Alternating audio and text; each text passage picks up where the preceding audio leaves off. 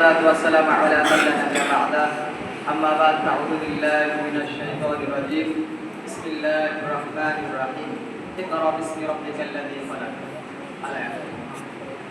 আজকে আমি সংক্ষিপ্ত টাইমে আপনাদের সম্মুখে যে বিষয়টি নিয়ে এখানে দণ্ডবাহী হয়েছে বিষয়টি হলো যে আমরা সমস্ত ছাত্র এখানে একত্রিত আছি এবং ছাত্র হিসাবে আমাদের যেটা করণীয়, একজন ছাত্র হতে গেলে আমাদের কি কি করণীয় এই বিষয় সম্বন্ধে কয়েকটা কথা বলবো ইনশাআল্লাহ।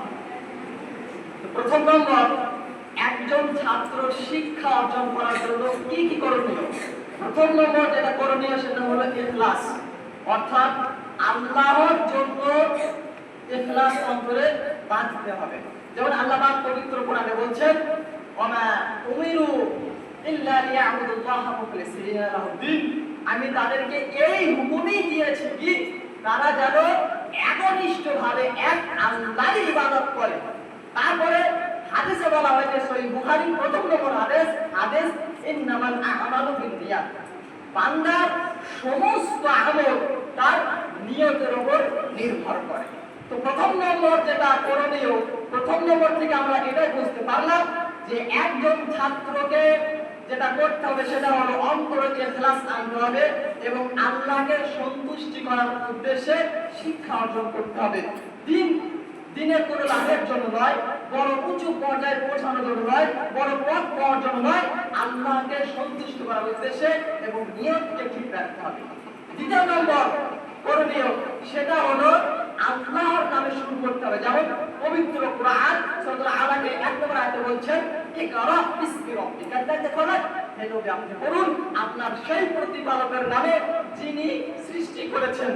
অর্থাৎ আল্লাহর নামে পড়া আমাদের শুরু করতে হবে। কেন?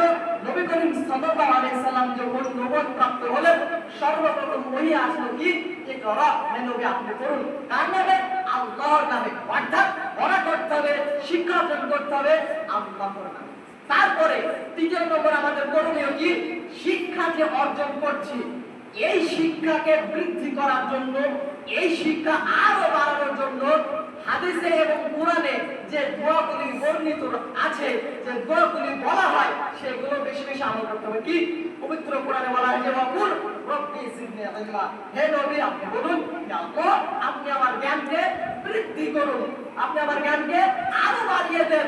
তারপরে হাদিসে নবী করিম সাল্লাল্লাহু আলাইহি ওয়াসাল্লাম যে দোয়াটি বলতেন, আল্লাহুম্মা ইন্নী আসআলুকা ইলমান নাফিয়ান, হে আল্লাহ আমি আপনার নিকটে উঁচু মর্যাদায় জ্ঞান আশ্রয়, উঁচু মর্যাদা জ্ঞান লাভ করার জন্য আপনার কাছে আশ্রয় চাচ্ছি, উঁচু জ্ঞান আপনার কাছে চাচ্ছি। সুতরাং আল্লাহ তাআলার নিকটে জ্ঞান যে অর্জন করতে এসেছি, এই জ্ঞান অর্জন করার জন্য এই দুটি দোয়া আমাদেরকে অন্তত 5 ওয়াক্ত সালাতের পর জিকিরে শামিল করে দিতে হবে। তারপরে প্রতিটি মুসলমানের জন্য শিক্ষা ফরজ। যেমন হাদিসে বলা হয়েছে, তালাবুল ইলমি ফরিদুন আলা কুল্লি মুসলিমিন, প্রত্যেক মুসলমানের জন্য ইলম শিক্ষা অর্থাৎ দ্বীন শিক্ষা ফরজ, তাকে করতেই হবে, জানতেই হবে, নচেত সে ব্যক্তি ধ্বংস হয়ে যাবে দ্বীন যদি জ্ঞান তার ভেতরে না থাকে। তারপরে আমাদের যেটা করণীয় সেটা হলো ধৈর্য ধারণ করতে হবে। পবিত্র কোরআনে বলা হয়েছে, ওয়াসবির, আপনি ধৈর্য ধারণ করুন, ওমা সাবরুকা ইল্লা বিল্লাহ, সুতরাং আপনি যদি ধৈর্য ধারণ না করেন আপনার ধৈর্যই তো আল্লাহ তাআলার সাহায্য সবথেকে বড় মাধ্যম। সুতরাং শিক্ষা অর্জন করতে গেলে ধৈর্য লাগে, শিক্ষা অর্জন করতে গেলে সময় লাগে, শিক্ষা অর্জন করতে গেলে কষ্ট লাগে, শিক্ষা অর্জন করতে গেলে পরিশ্রম লাগে। ধৈর্য না থাকলে ভাই আমার কখনো শিক্ষা অর্জন করতে পারবো না। তারপরে যেটা করণীয়, বড়দেরকে সম্মান করতে হবে এবং শিক্ষকদেরকে সম্মান করতে হবে, ছোটদেরকে স্নেহ করতে হবে, নচেত শিক্ষা আমাদের ভেতরে আসবে না। তারপরে সব থেকে বড় পয়েন্ট শিক্ষা ধ্বংস, সেটা হলো অহংকার। অহংকার করলে আমাদের শিক্ষা ধ্বংস হয়ে যাবে। কেন? ইবলিসের কি শিক্ষা ছিল না? ইবলিসের কি জ্ঞান ছিল না? ইবলিসের কি ইবাদত ছিল না? ছিল। ফেরেশতাদের থেকে বড় মর্যাদাবান হয়ে গিয়েছিল, তারপর ধ্বংস কেন হয়েছিল?